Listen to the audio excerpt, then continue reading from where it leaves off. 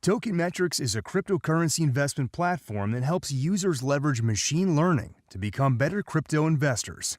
Our in-depth analysis helps eliminate the emotions of investing, find profitable investment opportunities, and filters out scams. Learn more at tokenmetrics.com. We are live. Welcome to the Token Metrics Monday live stream. I'm your host, Bill Noble. This live stream is brought to you by tokenmetrics.com. If you need a roadmap in crypto and you need to make money in the metaverse, please subscribe to this channel. Also, turn on alerts so you get notified when we're going on the air. I'm joined today by my friends, Michael and Mehdi. Gentlemen, welcome. Hey, everyone. Hello. All right. So today we're going to be looking to go through Metaverse and NFTs, as well as layer ones that can benefit from this theme. So let's welcome everyone who's on the stream. Taz, first on the stream, as always, welcome. Nick Aiken, okay, what's up from London? Travis is into Vulcan. We'll talk about that. Travis will probably be happy when he sees the charts. Okay, Montreal is here, as well as the Caribbean. Okay, somebody is super happy that AVAX is above 70. Okay, we've got Florida, Liverpool, Pembroke, Florida, Canada, Romania. They're coming in from all over the world. All right, Virginia, Malaysia, up late at night, no doubt. Sushi Nori, what's up, Bill? Let's talk about what's up. All right, rounding it out, we have New Orleans, Switzerland, and Australia. Okay, folks, not playing around today. Let's get to your market update.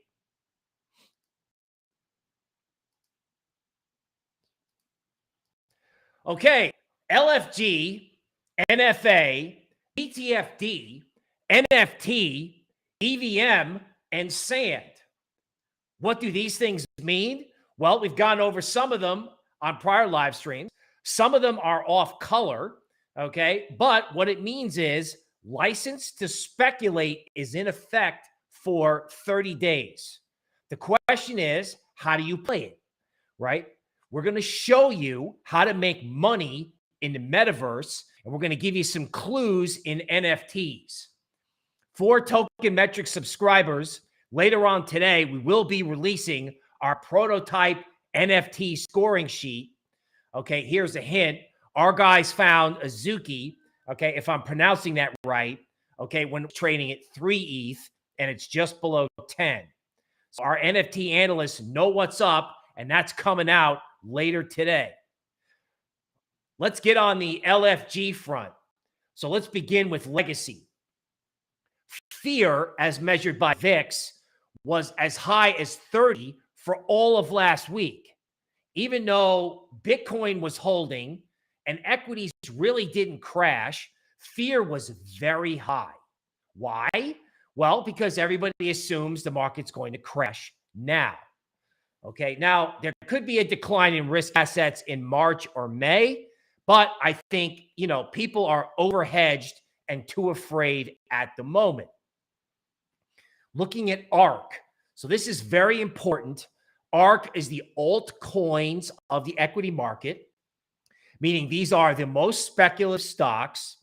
They've gotten destroyed. I suggested a short squeeze if support at 67 held. That's playing out so far. And I think if ARK is above 72, we're looking at more pain for the shorts. All right. Now, I'm not necessarily advocating getting long ARK, but this idea that people are too bearish at the moment is helping drive price action in sectors in crypto. Now, as a technical leading indicator, if ARK is up, crypto can be up. So something to keep on your trading view. Now, I spent the weekend watching Oliver Stone's interviews with Vladimir Putin from back in 2017. He had 4 conversations with Mr. Putin. It's a 4-part series. I did see some of it available on YouTube. Mr. Putin is a serious character. He has 125,000 troops on the Ukrainian border, which is what's creating a lot of fear in the market.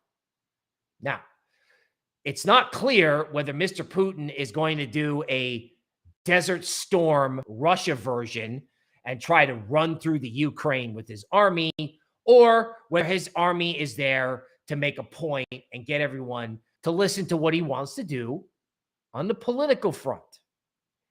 Why am I telling you this? Well, if you're looking at the metaverse today and you're like, damn, I missed it, right? That's the definition of a bottom. Everybody misses it. It's the same thing as a top. Everyone misses it. I think in the first week of February, something is going to happen with these guys. Either, Russia may shoot, Russia may start shooting. Somebody might take a shot at the Russians. There could be a geopolitical development, leaders resigning. I don't know. But if there's a development with this situation, I believe it's a buying opportunity in things like the metaverse and NFTs. Okay. It's also a reason to not necessarily FOMO in today. I think you have to have a position, but you want to be cognizant of BTFD off anything related to this geopolitical situation. Now, let's talk about the metaverse and let's talk about the history, okay, of, initial rallies followed by crashes. This goes back to 2019. So in 2019, nobody was talking about ETH or DeFi. And throughout the first half of 2019, ETH went from 80 to 340 off the initial DeFi rally. So this was even before the Uniswap token came out, right? ETH and DeFi was this enormous narrative. And then, of course, it was kind of sell in the summer and go away that, DeFi turned around and crashed and ETH went from 340 straight back to 114. The point is this: when a narrative or sector develops, when it's kind of a new thing, it's fairly common to have the sector run up and then crash back and watch everybody out. And then from there, the really big move unfolds. Now, in this case, there was a disturbance with COVID in early 2020, but as I'm sure you're well aware, 2020 and 2021, okay, had big rallies in altcoins. And that rally was born, okay, from this initial rally and then crash in DeFi. Now, let's talk about how that could possibly apply to the metaverse. Post-Fed, we came out with 2 videos, okay, which not that many people watch, which is okay, because that's kind of the sign that you have a bottom. And I'm not going to lie, it made me nervous producing these videos. One of them was called License to Speculate, okay, because with the Fed, right, the printing press is still on. Everyone is lost on this, right? They're going to hike interest rates, but the printing press for the moment is still running. And it's still going to be running in March. Even if they raise rates, they just may print a little less money, but it's running. And then I published 50 altcoin charts, right? Basically highlighting that altcoins were at support across a wide variety of sectors. Now let's look at total 3. That's basically my measure of total altcoin market cap. The bad news is there's a head and shoulders top formation. The good news is if altcoin market cap, okay, can take out, say, $693 billion, right? If we can get a $30 billion rally in altcoins, okay, that could reverse the negative formation. Or at worst, just create kind of a strong retest of the resistance near 690 to 700 billion. There's a lot of room to go up. And altcoins could rally a lot if they take out 693 billion. So there's a case for altcoins to move higher at multiple levels in the short term. Question is, how do you make money in the metaverse and NFTs and other places in altcoins during the month of February? Because I'm telling you right now, people, straight up, if you're going to make money in crypto being long, you got to do it in February, and maybe you might just stretch that out into May. But you got to make money. You got to do it in February. All right. Let's talk about Bitcoin. All right. So let's review what I've said. Metaverse rallied and then crashed the same way DeFi did. The Fed has given you license to speculate during February, and people may be a little bit too bearish. Now, what does that mean for Bitcoin? Bitcoin has been trading in a range between 33 and 39. All right. Bitcoin, if it goes to 39 and there's a geopolitical event in the first week of February, Bitcoin could get hammered. Okay.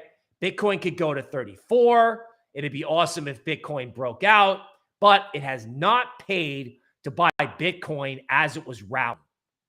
So I think you have to give crypto and equities a little bit of room to get a little bit scared in the first week of February. If that happens, okay, hopefully Bitcoin doesn't wind up, at a new low. I'm thinking that doesn't happen, but you have to be careful. You have to be careful about buying strength in Bitcoin. Now let's look at ETH.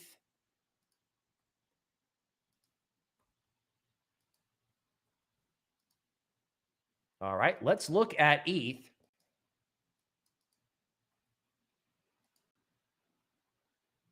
Okay, let's take a look at ETH. ETH is now at 2,600. ETH could go to 2,700, but that seems like resistance. So what I'm trying to say in ETH and Bitcoin is that you're probably going to get a dip. So I don't know if FOMOing into ETH and Bitcoin at these levels makes sense. It's probably closer to resistance, and you want to try to buy a dip. Now, if there is no dip, okay, I won't be upset, okay, and hopefully people holding crypto won't be upset.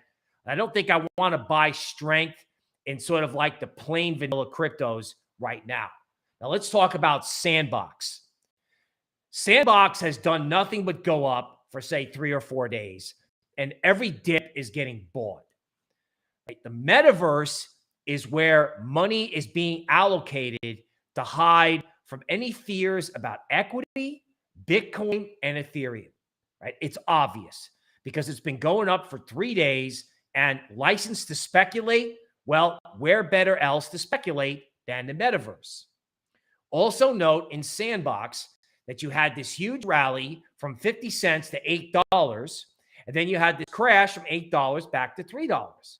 Now, does that sound familiar? It looks just like ETH and DeFi back in 2019, right? All the way up and then crash back down, right? 2 to 3 month rally, 2 to 3 month crash. Back with DeFi, it was a 6-month rally and a 5-month crash, right? It's like markets love symmetry. So everyone's washed out, and I'm guessing in sand, right? You got to have at least a position. So if you're not long, not investment advice, having a small position or having a position, right, seems to make sense, right? So don't FOMO into ETH and Bitcoin, but you could pay to have a position in sand with the idea, listen to me, with the idea that if it dips, you got enough capital to get involved.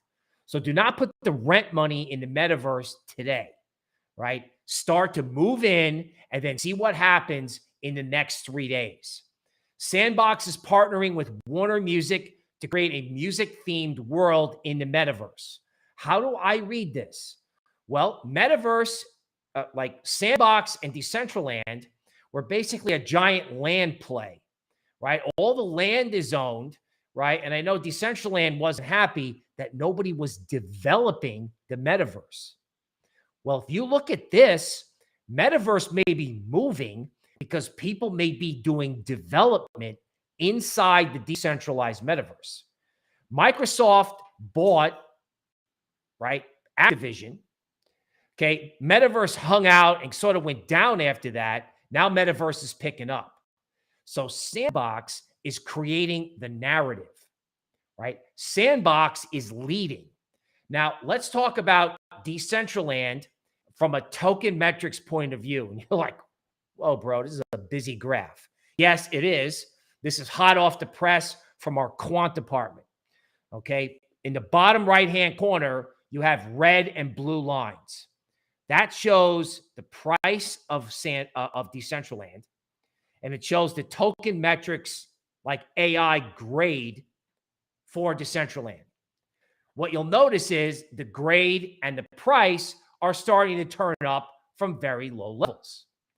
Now, you can also see that on the right-hand side, you have a green bar. The green bar means that Decentraland has started to show up in our indices. So even though, the rally is kind of just going, our AI is picking up on this and allocating it to some of our portfolios. Now take a look at Sandbox, bottom right-hand corner, right? Price up, that's red. Token metrics grade, that's blue. Now, if you don't get it, don't worry about it. Look at the green lines on the right. That means that Sandbox has been showing up in our indices now for 5 days. So our AI picked up on Sandbox soon after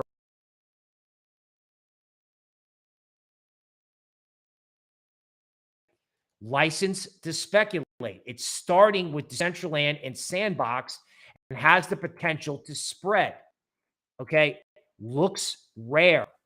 Had somebody, smart person, asking me about this morning. Looks rare is an NFT marketplace, and volume has started picking up. This thing bounced off 4 and is now at 4.5 and has a shot of going back to $5.40. Again, there's a buy the dip narrative in all these plays. This thing was as high as 7. NFTs never went down.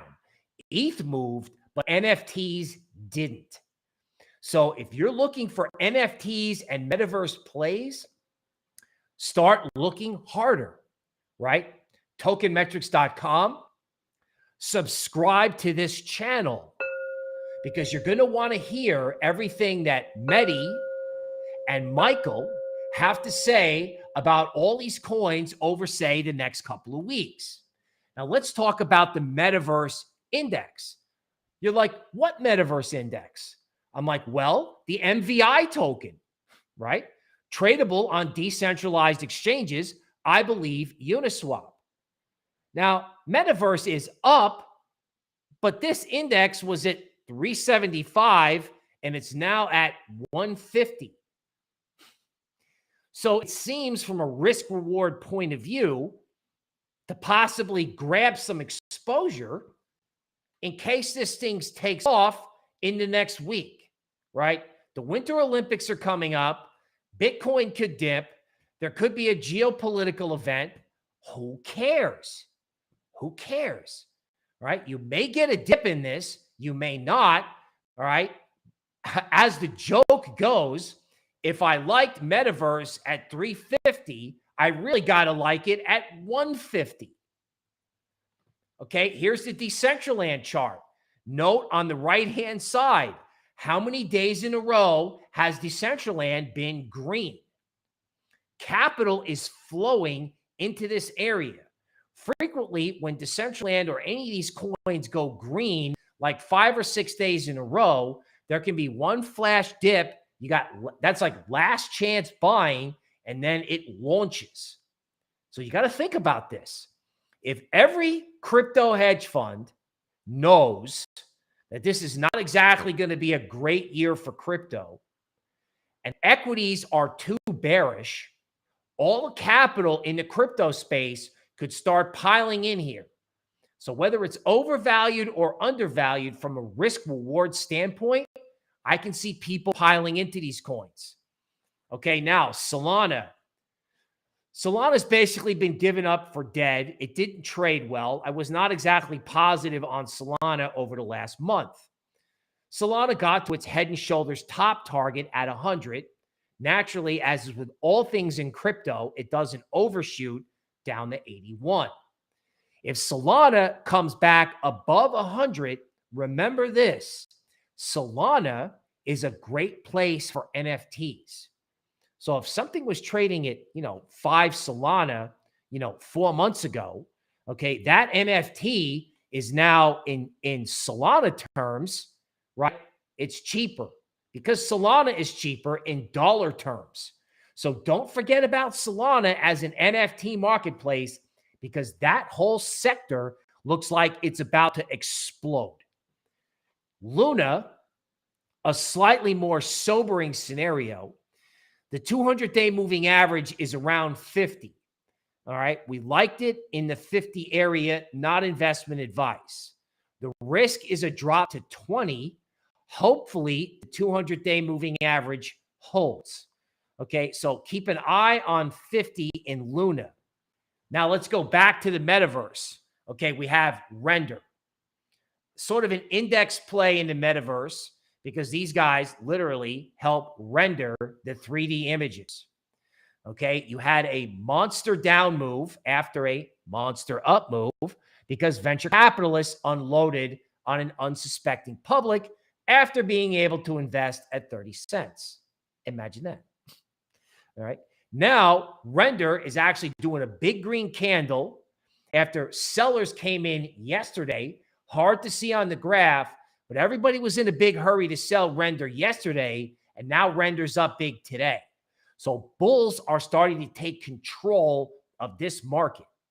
Now, I don't know if you buy it up as much as it is today. It has not paid to FOMO into anything in 2022. So you can wait to see if it dips. Okay, Illuvium, right? A subtle breakout happening here. I'm seeing this across a broad variety of charts. Okay. Some of these coins that mooned during the metaverse are slowly making bottoms. I'm looking at like 563, 595 in Illuvium, right? Not everything is taken off yet. A lot of the stuff that rallied when the metaverse rallies hasn't done much. Cube, okay, all the way up and totally destroyed. Monster give up trade in January. Okay, the 200-day moving average is at 725. All right. So if you get a breakout and a return move, then that could be a sign this can go a lot higher. You could also get a dip in the first week of February. So you have to stay disciplined and not necessarily FOMO into everything. You can have a small position, but you're going to be watching this show and these charts to see if you get confirmed breakouts in these coins. Okay, Wilder World. Interesting that price went down a lot, made a new low, but RSI, a 9-day RSI, did not. So again, a lot of metaverse coins have not woken up yet. Okay, Engine Coin, ENJ. Okay, another coin that's up like 4 to 5 days in a row. Bounced off 160, supports probably around like 180. Tough to see on the chart, but dips are being bought here. Buyers are taking control of the metaverse. Okay, Vulcan. Everyone asking me about Vulcan on the stream. I get it. This thing was unbelievable. Probably created a lot of bag holders on the way down. Everybody gave up in January. It looks like it's breaking out. I know it's up 10% today, right? The 200-day moving average is at 1236. Now, honestly, with the way this is trading, if you wanted to ape into this, I get it. I get it. I mean, it's a tough call, right? After it's up, right, the question is, what do I do, right? Sometimes I think you have to have a core position. You have to have a small position so you don't lose your mind in case it goes up, right? I don't want you to FOMO in at 15, right? You can have a small position now and try to get a dip in early Feb. Flow is also moving This is like an OG NFT play. This thing's up 6 days in a row, coming back down and retesting 6 again, right? NFTs. Okay, Ecomi showing up in our indices. Very interesting player, right? It's below resistance at 0.0075, and it's not backing off. So our AI is picking up on something that's kind of got this sideways pattern.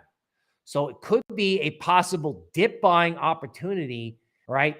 Hoping that it turns out and takes out resistance.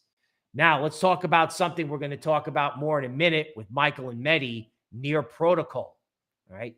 Near Protocol is hanging out around $10.32. Major support was tested each of the last 6 days. I don't see any reason why Near can't go to 20 or 32. Absolutely parabolic on this next run up. We're going to get more details from Mehdi. This is from the block about all the NFTs and gaming projects inside of Near. Rose, something that Michael is looking at, okay, is holding support around 31 cents. And this could be a layer one sleeper if the metaverse and NFTs take off. Okay, Arweave moving this morning, right?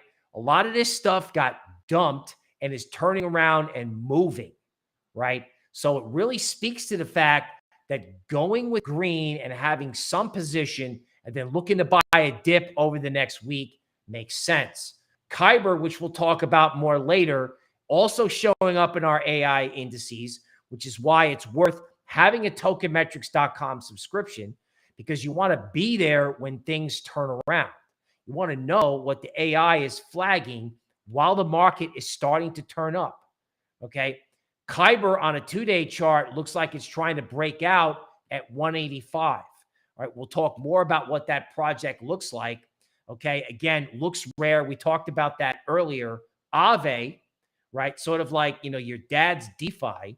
Aave is firmly sort of rooted overseas, maybe less susceptible to U.S. regulation, and this looks like the start of a possible move off of a trend line. If Aave is above 160, there's potential. Phantom, people are buying dips on support we talked about previously at 195. Phantom, in our view, can make a new high, not investment advice. Yearn Finance, all right, a long-term hodl. Downside risk is 20, so risk reward is not that great, but if it's above 25, buying the next dip could help. Okay, NFTs, Metaverse, and some DeFi may wind up coming back. Everyone gave up on all this stuff, and there could be a 30-day rally. Uniswap brought this up. Everybody blew me off, right? Understandably, there was huge support at 9.5, similar to where support was back in July, the same linear regression structure. And lo and behold, Uniswap up today. All right. And I'm sure no one wants to buy it because everyone's too scared to pay up and ape in. All right. Now, if you get a dip, great. But these kind of like old school beat up coins, right? You probably got 1 week to get in, right, before they absolutely smoke to the upside. Because it's pretty clear that all this stuff that people gave up on, right, that nobody owns it. Everybody packed it in and quit. That's why they're green every day. Okay. Phantasm, Sol, right? A little bit slower moving. Okay. A little bit sobering in terms of how they kind of hammered it below support, but people bought the dip today. Now we're going to talk more about this in a minute. All right. But some of our indices are up like 14, 15%. Kyber, Beefy Finance, showing up in the indices. All right, we're going to talk more about this in a second. Kyber possibly heading for 2. Okay, we have Telos, right, as another coin that we want to look at in this sector. Now, one of the things that we're going to talk about in a minute are EVM compatible coins, right? Remember, it was LFG, NFA, NFT, and EVM. My guys are going to go over in a minute what EVM compatibility means and why it could be a theme. Moon River is along this lines, pushed out of a car. Everybody gave up. This is Telos with a really nice Elliott wave count. Above 94 cents, it could be interesting. Okay, the same thing with Moonbeam, right? Everybody gave up, and now Moonbeam is starting to turn around. All right, folks, that's it for the market update. Let's go back and let's talk about the near chart. Mehdi, why don't you kick it off with what you're thinking about in terms of near and the near ecosystem? Give us some color about why near could take off. Yeah, thank you, Bill. So, firstly, one of the reasons why I'm very constructive on near, even in short run, is that they recently raised 150 million from big VCs. Now, these big VCs are not that important, but what's important is that that money, that ecosystem money, would be deployed in terms of infrastructure development of near ecosystem. So, guys, when we saw AVAX having its moment, it had its moment when 180 million were deployed with DeFi incentives, and we saw with Phantom that 360 or 70 million were deployed for DeFi incentives. So same thing is with Near. They have $800 million dollars worth of grants that are being offered to other projects, and on top of that, recently they raised 150 billion with big VCs, and this money will be used for projects development, marketing, and so on and so forth. And now let's talk about this was the business development side of the protocol. Now let's talk about some of the technicalities, right? So, in my opinion, Near has one of the best sharded mechanism, and the founders have a background from Google. So when a founder have a book has an extensive experience in Google, he'll be bringing some Google tools with him, and these Google tools are very visible when you kind of look at the user experience and user interface with different projects when you interact with it. So that's another reason why I like it. And moreover, with this sharded mechanism, you have immense scalability. The scalability is so huge that you can have 100,000 plus transaction, which is possible. But at the moment, Near is not kind of deploying that because it's quite nascent at the moment. Now, one thing I'm very excited about with Near is that this is something which I think market ignores, and I want you guys to know this, is that Near has Aurora. So Aurora is the EVM platform of Near, and the user interface is amazing. All the Ethereum projects can deploy there. Now they also have few other hidden weapons with them. One of the hidden weapon is Octopus network. I can do a deep dive on it later if Bill allows me. But Octopus Network is also bringing Polkadot and potentially Cosmos project to Near network. So you can now think of a Near as a liquidity hub where you have Ethereum projects coming in, you have Polkadot projects coming in potentially with Octopus Network, and then with IBC enabled and IBC bridges, you might even have Cosmos project communicating with some of the projects in Near, or some of the projects in Near communicating with Cosmos. So again, it's one of the interesting things. It's one of the layer ones I like. Just speaking from the point of view of technology. Before I jump into the Octopus network, there were a few questions in the question bar over here. I'll just address them one by one. So the first question I usually get is, what is the difference between Moon River and Moonbeam? So Mover token versus Glamour token. I think the major difference is that Moon River token is more decentralized and it's more experimental in nature. Since it's more experimental in nature, projects first deploy on Moon River, experiment there, which is via Kusama, and then go to Polkadot. So you are buying slightly more risk, and that chain, Moon River chain, will be optimized for NFT and gaming. So if you want NFT or gaming exposure, Moon River is your bet. Now, if you want DeFi exposure, Moonbeam should be your bet, because Moonbeam is slightly more secure and it's secured by Polkadot. Now, another question is, what's the difference between Kusama and Polkadot? So Polkadot is basically, you can say, sexier and secure version, and Kusama, you can say it's more chaotic and experimental version and more community driven. So all the unique experiment, all the crazy scientific experiments will happen on Kusama, which don't discount. I think a lot of innovation can come from that front, and more secure, more stable, more corporate-like projects will be building on Polkadot. So those were some of the questions you guys had. Bill, if I have your blessing, can I do like a small deep dive on Octopus Network, which I feel could be a very high beta play on Near Network? Absolutely. So let me just recap what I think I just heard. So Yes. Near Protocol is not just a layer one, but Near Protocol could also have multiple angles. Like it has layer zero properties. Okay. So it's got a potential to be like a layer one play and a layer zero play, right? And it's also got Metaverse and NFT potential. Did I get that right? Yes. So the way its architecture is designed, it has a sharded mechanism, which means it will have a lot of very, very high speed and instant finality and a lot of transaction throughput. So that makes it an optimal chain in the future for NFTs in gaming. Now, I wouldn't call Near a layer zero, but there are few projects that are building on Near that will allow Near to be kind of layer zero via that project. So one of the project is Octopus Network. So I'll explain that later. But what Near is doing brilliantly is that they have different bridges. They have Rainbow Bridge that kind of bridges them to Ethereum.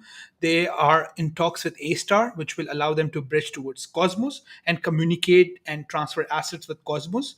And with IBC palette enabled, they might even be able to do cross-chain communication. So you have different flavors of high scalability, different flavors of interoperability and multi-chain narrative all simultaneously. Now, one concern I have is that people ask me, Mehdi, Near is very high, like the valuation is very high. I think relative valuation, I don't think it's that high. You can still compound, but I've been asked this question again and again: how can I get the exposure of Near that allows me to do potentially 100x, 50x, 10x, 30x, and also kind of give me exposure to Near? So one of the projects I found out was Octopus Network. So I've done two things. I'll do a mini deep dive here today, and I also got the CEO, the founder of Octopus Network on 100x show. The podcast will be deployed, I think, later today or maybe tomorrow. And I want you to watch that podcast and learn about Octopus Network a bit more. I thought the founder was amazing. He was really smart. He knew Polkadot inside out, and I think that's one of the reasons why he wants to disrupt Polkadot, because he understands Polkadot really good. And you have a project that is trying to build Polkadot on Near and has only 200 million valuation, which gives it a significant upside. So without further ado, if you don't have any other further questions, I'll just jump right into what Octopus Network is. All right. So before you do that, so what I heard is Near can give you exposure across a wide range of crypto themes. It could also be thought of as like a way to get index exposure. It's something that Mehdi has talked about frequently. So not investment advice, but Near is close to support, and I'll leave that up to you. Mehdi, take it away with Octopus Network. Guys, can you see my screen? Yes. So Octopus Network is a small cap jam, which let's say if Near Network goes 1% up, I think Octopus Network can go 5%, 4% up.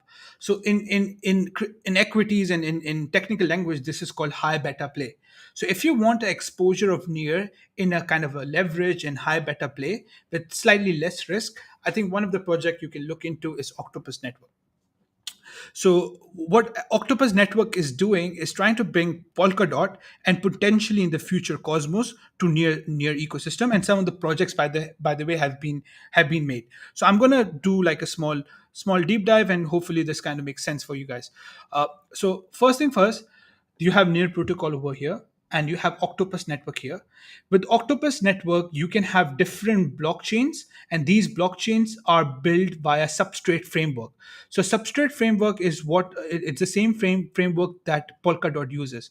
So let's say 5 different blockchains can be built on top of on Octopus Network.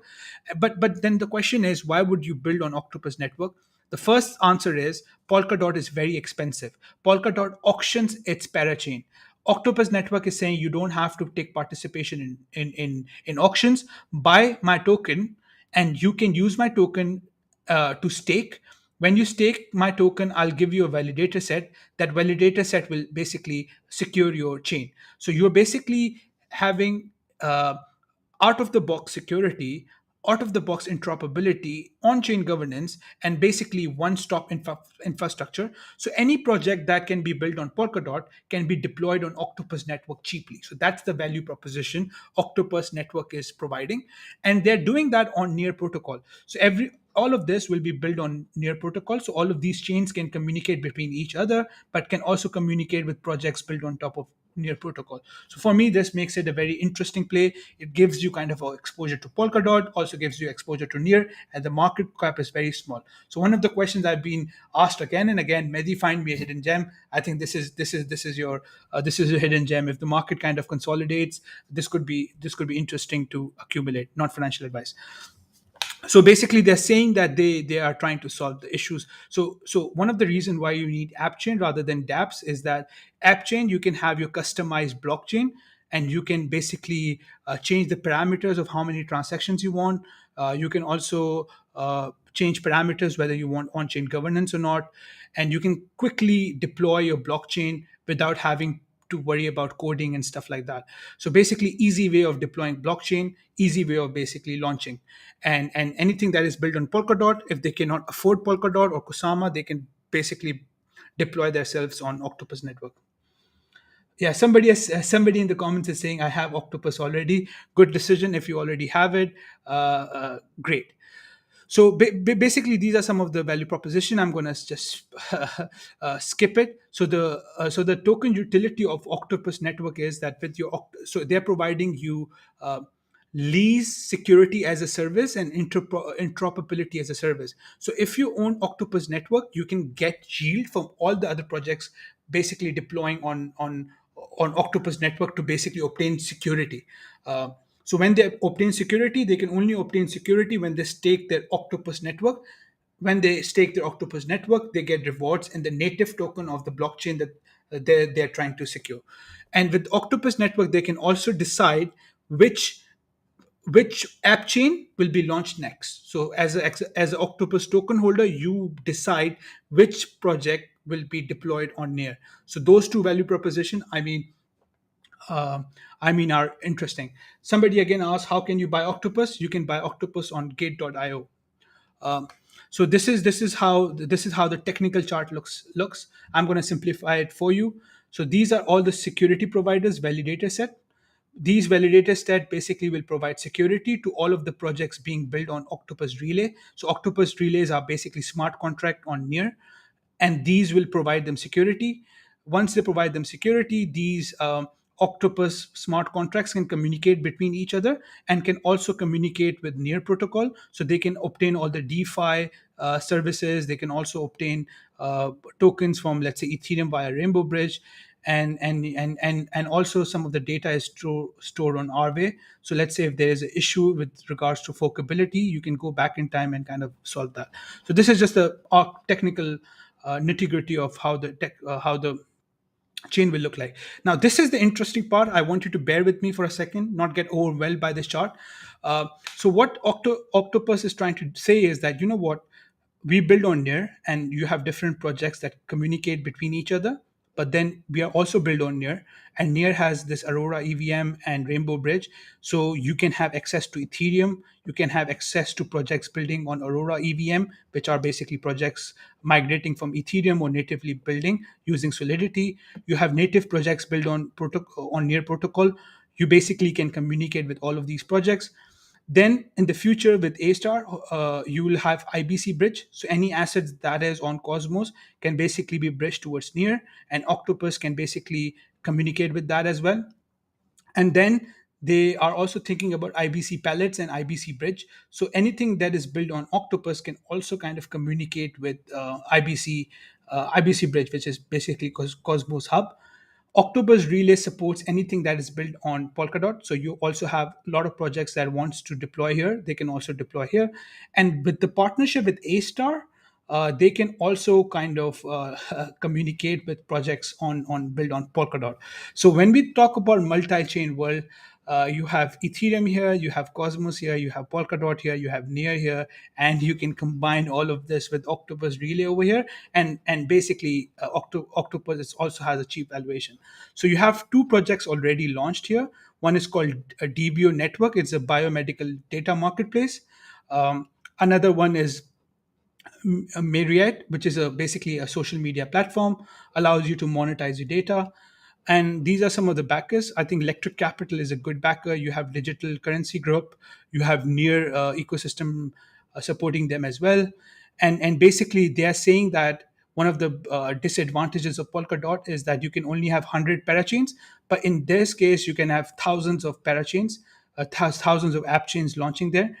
So this token can become really scarce. Uh, so the way the scarcity comes along is, I don't have the chart here. So let's say you have finite supply of 100 million Octopus, and the demand grows for Octopus network. So the price can go exponentially higher. Quickly, fully diluted valuation of different protocol. Atom is around 8 billion. Dot is 19 billion. Octopus is 230 million. So interesting risk reward. I'm not going to say that it cannot go down further. Obviously, it's market, anything can happen. But I think in terms of risk reward, it's interesting. If you compare it to the market's average sector valuation, which is 2.9, so all the smart contract on average has this valuation. Octopus is 230 to 250 million, again very cheap. And now let's just do an exercise. Let's assume that it captures 4 to 6% market share of Near. Then it has a ROI potential of 266% to 450%. Let's say it captures 4 to 6% of Atom, not Atom, sorry, Polkadot. This is not Near, this is Polkadot. Then you have a potential of 100% to 200. And let's say it captures 4 to 6% of Cosmos. Then you have around 30% to 100x potential. So yeah, one of the hidden gems, low cap gems that can potentially give you a good return. Again, not financial advice. All right. Thank you, Mehdi. So just for our listeners out there, when is the best time to listen to a fundamental analysts like Mehdi and Michael? Okay. When you're near the lows. Now, I understood Near, and I understood most of what Mehdi said about Octopus, but not everything. And that's okay. So that means you want to come back and watch the video again. And I will remind you that as with DeFi way back when, the people who studied the thing that nobody understood are the ones that made the most money because they got in early. And as I said, you're going to make money in crypto being long. Okay. The month of February is where you want to do it. So, not investment advice, but if you're like, I didn't understand everything about Near Protocol, I get it. Okay. Well, study up on it. This is the time to do the work when you've got 4 to 5 green candles in a row. Now, so thank you, Mehdi. Let's switch over to Mike. Mike, why don't you give us a refresher on why you like Rose and tell us if there's an NFT or metaverse play in there, tell us about why you like Rose. Sure thing. Let me go ahead and share my screen here. So I know there's been a few questions about Talos, so I just went ahead and did like the comparison breakdown. Oasis, Talos, found these projects pretty similar to what Octopus is doing inherently.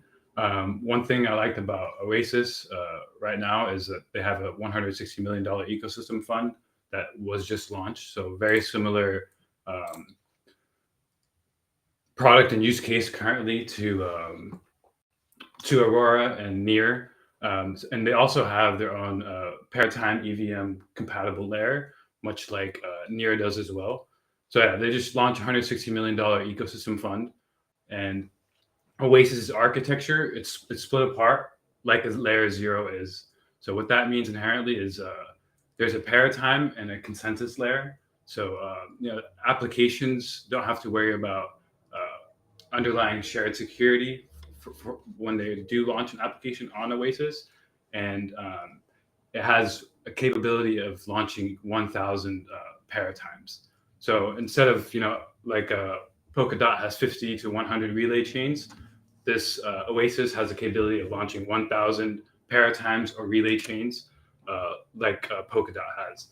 And the first one they're creating is Oasis Emerald Paratime, and this Paratime is an EVM compatible Paratime. like Aurora was specifically compatible to EVM applications for Near. Oasis is doing the same thing, but this paratime layer is for EVM applications to bring the ecosystem effects of Ethereum into Oasis. And currently they have 1,000 transactions per second on this paratime, but it's not limited to this individual one. Again, they have the capability of launching 1,000 plus paratimes in congruence with their consensus mechanism. So hypothetically, Rose has a chance to execute close to 1 million transactions per second. So And So would you say that with the Rose narrative and this whole idea of EVM compatibility, that this whole EVM narrative, which means, you can take Ethereum code and Ethereum products and move them to other blockchains to get better speed and lower transaction fees, would Rose benefit from that? Yeah, definitely. So Rose is inherently, again, it's built on IBC, which is the Cosmos, created consensus mechanism, and it has the ability to plug in, as I just mentioned, EVM paratimes from, dApps developing on Ethereum, and their native stack or programming language is not specific to one language. They have, Rust compatibility, so even applications that have launched on Solana can have the potential to launch on Oasis in a specific paratime in the future. Interesting. And yeah, on top of that, they can also include WebAssembly paratimes and paratimes for substrate as well. So it's like a blockchain that inherently can connect all blockchains together. So that's one reason we're really looking at it. And they're doing this by having 1,000 paratimes or 1,000 relay chains. I see. And Telos is in the same group. Just as a reminder out there to the viewers, Telos is actually showing up in some of our AI indices. So Telos and Rose, if we were in equities, you would consider them to be in like the same sector or terms of functionality. Is that accurate? Yeah, definitely. Yes, but I would just add, sorry, Michael, I would just add that Oasis long term, we would regard as something which is more reliable, more consistent, and has a higher ROI potential and network effect potential. Telos have some concern regarding the decentralization element of it. I think it's just picking up today because if you see Moonriver, Moonbeam, a lot of EVM are just picking up. So it just could be sector rotation at the moment, where people are kind of shifting away from layer one to EVM. But if you're thinking about allocating long term in terms of your portfolio, Oasis is something which Mike has spoken about. It's built through IBC Cosmos SDK, which is brilliant. It's an amazing technology stack. And also some of our people inside Token Metrics are also very bullish on it. Some of the other analysts who have looked into Oasis deeply, they basically message me again and again, say, Mehdi, I love this project. You need to do a deep dive. So I haven't done a deep dive, but I've looked into it briefly. It has amazing backers. It has very good team, and the architecture is brilliant. It can also be kind of like a layer zero narrative. So Oasis is both EVM plus layer zero. So preferably, my bet will be on Oasis. Yeah, definitely. And one unique thing that Oasis is doing is it's one of the first, private blockchains. So they have the capability of, if more traditional companies began using blockchain capabilities, they have the capability of, tokenizing their data that they deem valuable and selling it on open market as well. So that's like another feature that they can leverage in the future. But in terms of Telos, it's a layer one or layer zero capable blockchain. I mean, it has EVM compatibility, Viper based contract, virtual machine compatibility as well. And right now they have an EVM compatible layer that offers zero transaction fees, and it's also no front running blockchain. So that's really interesting. Things to look out for in Telos. I noticed in their roadmap, they're creating location mining. So it's kind of similar concept to Helium network. So they're going to be employing that in the future. And they're also introducing their own private blockchain layer and D storage, which is, competitive with both, secret network Oasis in terms of the private layer, and the D storage with, IPFS softwares or protocols like Filecoin. So it has a lot of reach and hopes, but currently it's underlooked, overlooked. One takeaway that I thought was not that great was the fact that it only has 21 active validators or block producers versus Oasis 100 plus. So not as decentralized as we'd like. All right, so you bring up a good point there. What we're telling you out there in TV land is and he's got the right word. What crypto projects have got reach, right? What can do more than one thing? What can talk to more than one blockchain? And this whole idea of EVM is not being talked about now, which is why we're talking about it. Okay, so you can watch the video again, right? Turn on alerts, subscribe, and most of all, visit tokenmetrics.com to get the research that these two gentlemen put together. All right, so let's review. Metaverse, okay? We've got NFTs. We've got EVM compatibility. We've got big caps like Near, small caps like Octopus, right? And we've got things like Oasis Rose that we've talked about, right? And there are probably going to be coins in these sectors, which our AI are going to pick up on, that could wind up momentum plays if a dip evolves.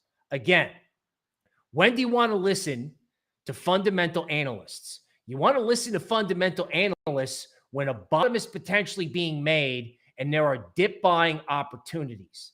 Actually, you want to always listen to fundamental analysts because they'll tell you when things are overvalued, right? But in a kind of a long-only world that retail lives in, now is the time. So, Mike, we also saw some stuff in our indices. There was Beefy Finance and Kyber. And I understand that sort of like the cross-chain theme may be prevalent there. Is there anything descriptive you can tell us about those two coins that our AI is picking up on? Yeah, so they're introducing, cross-chain bridging, as well as, Beefy Finance specifically is doing cross-chain liquidity providing. So what you could do on Beefy Finance is, go on there, choose a network of your choice, and hypothetically find, liquidity pools that you want to enter across, Moonriver, Ethereum-based applications, Binance Smart Chain-based applications. That's for Beefy Finance. I could pull up the website here real quick for you guys. Yeah, I think they're kind of solving a major pain point in the industry. Is that, let's say if you're a yield farmer, if you want to provide liquidity, oh my god, it's so like it's really pain in the butt, to put it frankly. Where do I go? Like hundreds of wallets, hundreds of different pools, different website. So they're just trying to make life easier. I haven't done a deep dive, so I won't say this is fundamentally I have a lot of conviction in. But I think just looking at the product, I was like, wow, this is so much. Like this will save me so much time if I'm into yield farming. Yeah, 100%. So we could see here I'm on the Moonriver network. They have 48 active vaults. And if you have, underlying assets, for example, if you have, ETH USDT, you come in here, provide liquidity and earn 17.9% APY.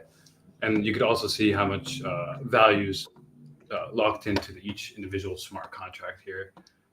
So yeah, pretty interesting liquidity providing, multi-chain liquidity providing project, but inherent risks are going to be in smart contracts that are underlying these vaults.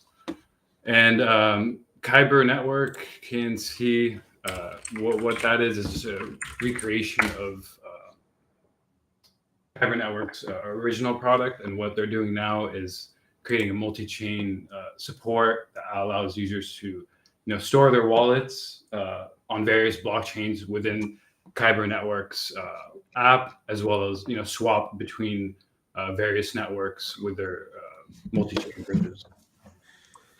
So yeah, very cool project. Competitor that's prominent would be Synapse, maybe Math Wallet as well. All right, thank you, Michael.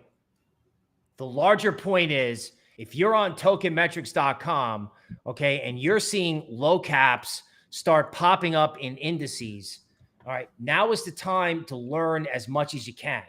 What we wanted to show you today is kind of how our analysts, that would be Mehdi and Mike, would look at certain projects that they would see that pop up and like, hey, there's a small cap universe out there, right? And 30 days in crypto, right? If you've got the month of February and possibly longer than that to make money in crypto, what did we give you today? Well, we gave you layer ones, right? We gave you EVM compatibility.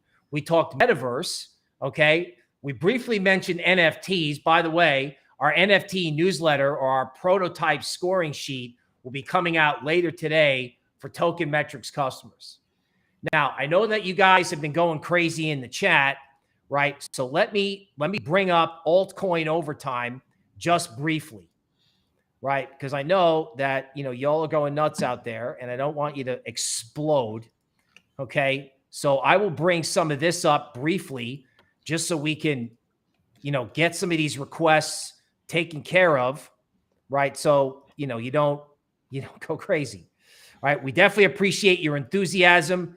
And this is the point, folks, where we want you to hit the like button, right? We've been getting, 400 likes over the course of, say, a video release. And we want you to be out there hitting the button, okay? If you're doing it now, that's great. Or if anybody's watching the video and doing it later, give us some love, especially for our fundamental analysts who are telling you about stuff before everyone else is telling you about stuff. Now let's go to altcoin overtime. Okay. Don't forget about the accumulation cone in Near protocol. We covered this last week, some very old school analysis from a guy like Jesse Livermore. Near is making an accumulation cone.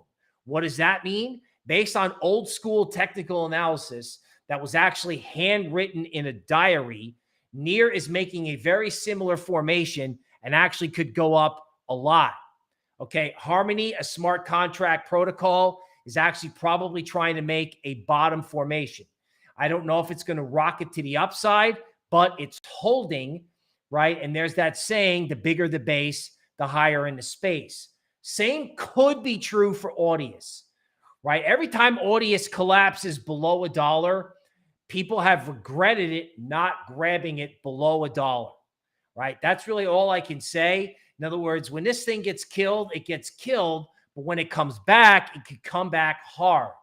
Last time they killed it in July, and then the next thing you know, 2 months later, the TikTok news was out.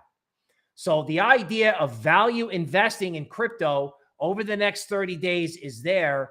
That theme is also prevalent in KDA, right? I talked last week about the 6 zone had a kind of hold.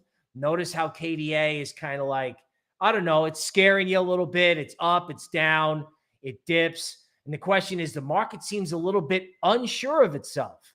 And you know what?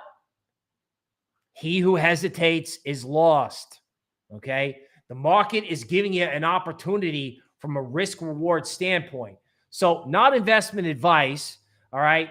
KDA has some good properties, right, and some not so good properties. It might be a little bit overvalued, but Mike, I know that you kind of have a positive bend towards KDA. Is there anything you can tell us about this coin? KDA, theoretically, they have the capabilities of executing 300 transactions plus per second. Right now, it's a proof of work protocol mainly, so that there is some inherent speculations on how much it would scale and how fast it will be as a proof of work coin. But I like the overarching theme of it, narrative. I believe they have their first DApp, Marmalade Finance, that was launched on there. So we are seeing some ecosystem developments there. We just would see a catalyst more if there was a fund that was deployed, much like Near and Oasis had recently. Okay, so good thing to know for people out there who are interested in KDA, right? So it was a lot of hype, and now the question is, where's the development and the smart contracts? Noticing that SNX, Synthetics, has got a bid to it. Synthetics has been probably trying to go up for a while, keeps getting slammed because the market gets slammed, but there's obviously something going on here and a possible tokenomics shift. Somebody in the DeFi 1.0 area is going to get it together. So if you've got a 30-day rally, one thing to consider is, what do you buy? You buy what no one owns. How do you know that no one owns it? Well, when it's green for 5 days in a row, right? So that's why if you get dips in the first week of February, or you get a lull in price action around the Olympics, you want to do your homework like Santa and make a list and check it twice, right? Some other things to consider, okay? Coinbase stock, right? We talked about this. Someone said, what about Coinbase stock? I said, wait for a new low. Okay, Coinbase stock totally blew up. It went below 225 or 211, right? It went all the way down to 175, right? And everybody was selling it like it's going to zero. Okay, so I think that gap at 220 is going to get filled. And this whole idea of getting indexed exposure to crypto over the next 30 days. 30 days in equities is not a lot. 30 days in crypto can be an eternity. It could be an eternity, particularly since everyone just gave up on the whole sector unnecessarily. Galaxy Digital weekly, okay, big press down to 1377, a lot of volatility. If Galaxy Digital can get above 15 and keep going, there's no reason why Galaxy can't go to 22. If Galaxy goes to 22, where's Sandbox going to be? Now, I know Decentraland is up a lot today because it's catching up to Sandbox, but, I was, just sort of DM'd during the stream just to remind everybody that, Medi from a fundamental standpoint likes Sandbox, okay, better than Decentraland. So I know Decentraland's got a lot of room to go up on charts, but you just might want to think about that as you plan your portfolio, right? LFG, NFA, NFT, Metaverse, BTFD, right? Remember that. Polkadot. Who's talking about Polkadot? Nobody. Nobody. Everybody gave up on this whole interoperability theme. Now, Near might capture some market value, but again, everyone gave up on Polkadot from 28 down to 17, which means Polkadot's got a lot of room to go back to 28.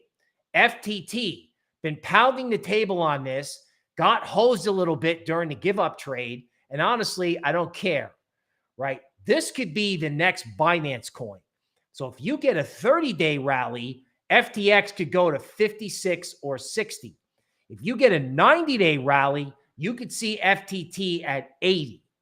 Okay, not investment advice, but people want to buy this coin, particularly since everyone just got hosed, which reminds me of Near when we first followed it.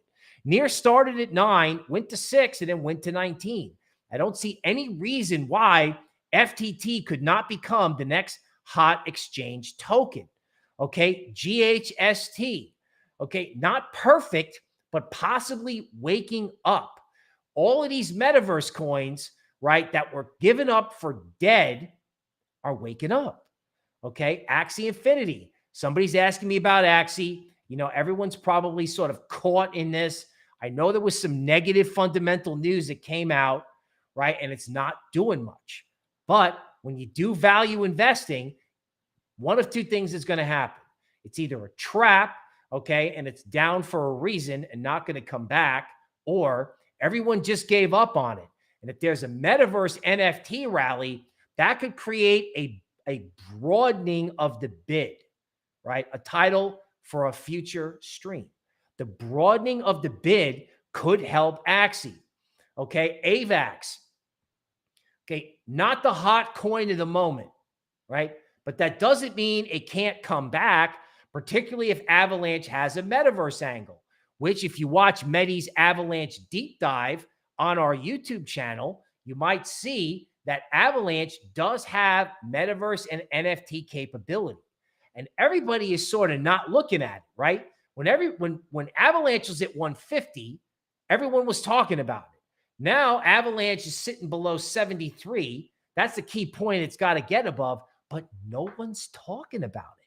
When do you want to talk about stuff? When everyone's talking about it, or when no one's talking about it.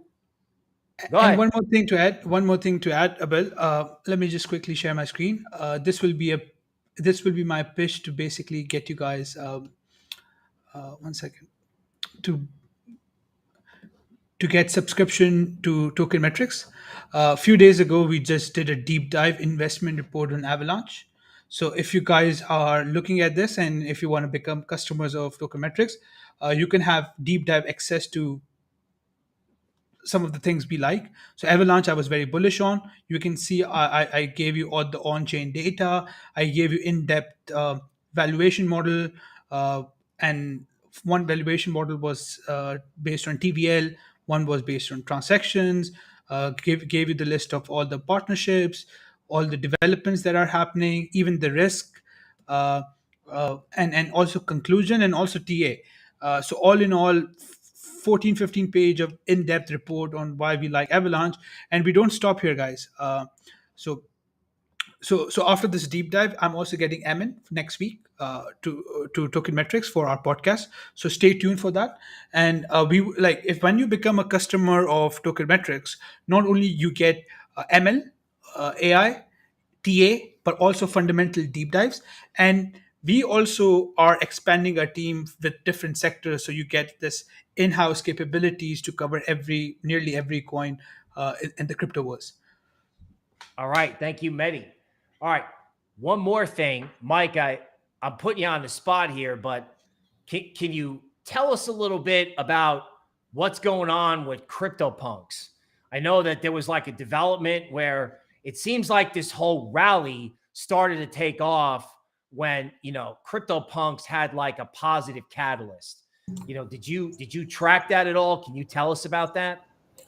Yeah, so from my understanding, there was an original CryptoPunks version 1 uh, deployment of the original project that had occurred, when they originally launched, but there was a smart contract bug or error in that code, and those original CryptoPunks all got essentially scrapped. But now they're coming back. They're making a turnaround, and a lot of people are getting interested in them because they were the original CryptoPunks that were created. I believe they went from the close to 5 ETH to 10 ETH floor in approximately 2 days.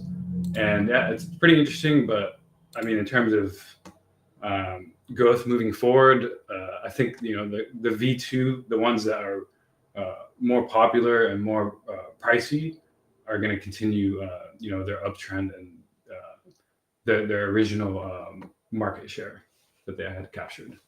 All right, thank you, Mike. So let's talk about NFTs for just 1 second. First of all, just a reminder, NFTs can go to zero.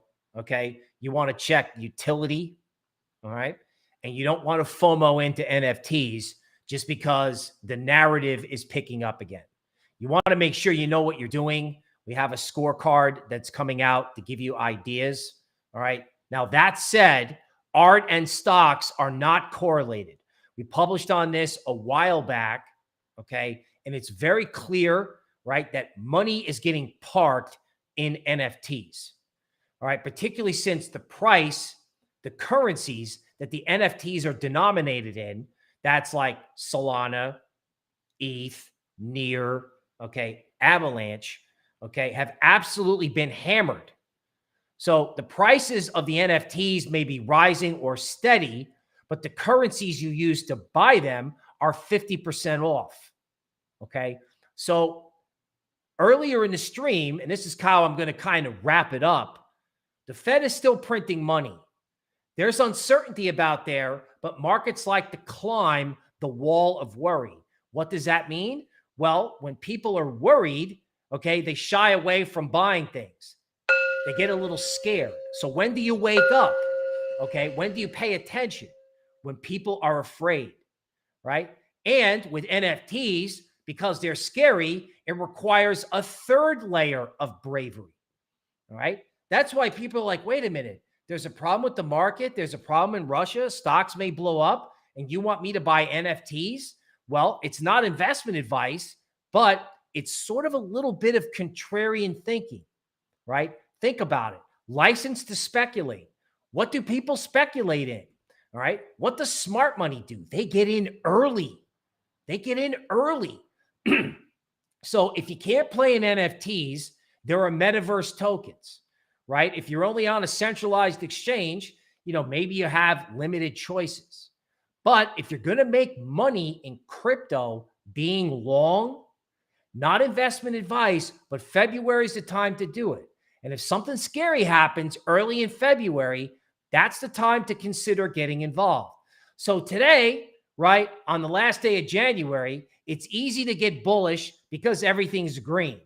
But if everything turns red tomorrow, when you're watching this video, that's the time to look at the projects we're talking about, right? Sandbox, Decentraland, right? Near, Octopus, Rose, right? Checking what our AI is saying, Kyber, Beefy Finance. Do those projects stay in the indexes? Ecomi. Maybe Bill also show them the gaming and NFT ecosystem of Near. I think that is one of the ecosystem, not just the Near token itself, but the ecosystem of gaming, metaverse, and NFT in Near can blow up. I'm primarily saying that because I feel like the architecture of that blockchain is primarily designed to optimize gaming performance, NFT marketplace, and innovation on that front. So I was speaking with some of my junior analysts, and they were showing me some of the arts on the NFTs produced in Near ecosystem, and I was very impressed. And the floor price also kind of seemed cheap. Okay, so these are the projects. This is probably something for your smartphone. Take a screenshot of this. This comes from our friends over at The Block. So want to give them credit for sort of like putting NFTs and gaming on Near. So think about it, folks. Who's talking about NFTs and gaming on Near? Nobody. Okay, we are. Actually, The Block is also thinking about it. So again, if you've got the smart researchers talking about it, right? I like to think Mike and Mehdi are smarter than people at other firms because I'm biased. But if you take a look at some of these projects and you're looking for smaller cap stuff, okay, this might be the place to go do it, right? Whatever you're going to do, okay, make sure that you follow the advice of one of my karate instructors when we would do self-defense. So we would rehearse self-defense maneuvers that you would memorize, like 1 through 15. And then he would ask us, what do you do if you forget a self-defense move? If you forget like what number 3 was? Well, he would remind us that if you don't know what to do something. Do something. If you don't know what to research in crypto, that's okay. We're giving you a hint. But in February, right, do something. Look, listen, okay? And if there's a dip, my attitude is you want to buy fear in February, not probably in March, not buy it at the top, but you want to buy any fear you can get because it's clear money is flowing into certain sectors. And we want to give you a heads up on that. Okay, so that's going to be it for today, right? I want to thank everybody on the stream, right? We didn't get to chit chat with you as much as we would like, right? I appreciate everybody who's out there viewing our work, okay? So hats off to you, all right? I will be here tomorrow, all right? I'm wishing you well, all right? Keep an eye on the news, all right? So I'm your host, Bill Noble. That's it for today. I will see you tomorrow.